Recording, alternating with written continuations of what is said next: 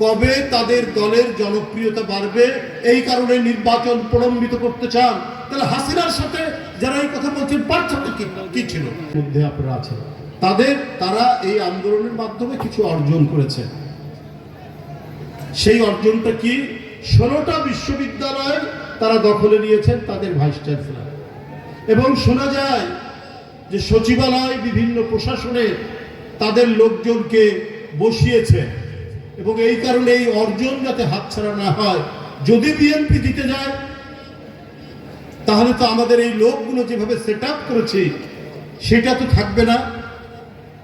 আরে এই ভয় থেকেই কি তারা এখন এই পর্যায়ে এসছেন? মানে কবে তাদের দলের জনপ্রিয়তা বাড়বে এই কারণে নির্বাচন প্রলম্বিত করতে চান। তাহলে হাসিনার সাথে যারা এই কথা বলছেন পার্থক্য কি ছিল?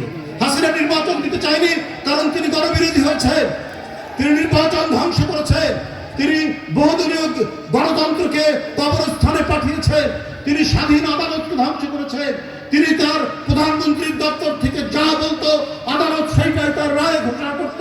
বসুন্ধরা ট্যাবলেট এখন আরো উন্নত। এই হট এয়ার থ্রো টপশিট দ্রুত শোষণ করে সোনামণিকে দেয় কোমল অনুভূতি। সেই বিভীষিকাময় অন্ধকার আবার যেন পুনরাবৃত্তি না হয় সেইটা আমাদেরকে দেখতে হবে, সেটা বুঝতে হবে। আপনারা যারা এই কথা বলছেন তারা তো আমার মনে হয় শেখ হাসিনার সেই বক্তব্যেরই বা সেই দুঃশাসনেরই পুনরাবৃত্তি করতে চান। তাহলে কি সমাজের মধ্যে কোন চরমপন্থা অথবা অন্য কোন শক্তির প্রত্যাশা করছেন আপনারা? আপনারা এখন যে গণতান্ত্রিক যে পরিবেশ, সেই গণতান্ত্রিক পরিবেশকে ব্যাহত করার জন্য, ব্যাহত হলে, এই পরিবেশ ক্ষতিগ্রস্ত হলে আমরা নির্ভয়ে কথা বলছি। এখান থেকে বেরিয়ে যাওয়ার পরে আমাদেরকে র্যাব গ্রেপ্তার করবে না, পুলিশ গ্রেপ্তার করবে না, যেটা 15-16 বছর শেখ হাসিনার আমলে এই সংশয় ছিল। কোথাও নির্বিঘ্নে গিয়ে আমরা কোনো সভা সমাবেশ মিছিল করতে পারিনি।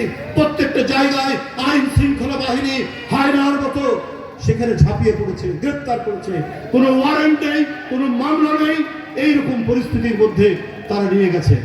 তো আজকে যদি আপনারা ওই যে শর্ত দিয়ে নির্বাচনে যাবেন কি যাবেন না এটা যদি বলতে চান, তাহলে তো আমরা যে অর্জন করেছি সবাই মিলে, যে আমরা একটা অবাধ সুষ্ঠু নির্বাচন, একটি গণতান্ত্রিক পরিবেশ, আমরা স্বাধীন বিচার ব্যবস্থা, আইনের শাসন এবং মুক্ত কণ্ঠে কথা বলার যে অধিকার, সেই অধিকার নিশ্চিত করার যে চিরায়ত গণতন্ত্র, যে প্রকৃত গণতন্ত্র, সেইটা প্রতিষ্ঠার জন্যই তো আমাদের এই লড়াই। সেটা তো হবে না এইভাবে যদি টানা হেঁচড়া করতে থাকেন, তাহলে অবশ্যই চরমপন্থা উগ্রবাদের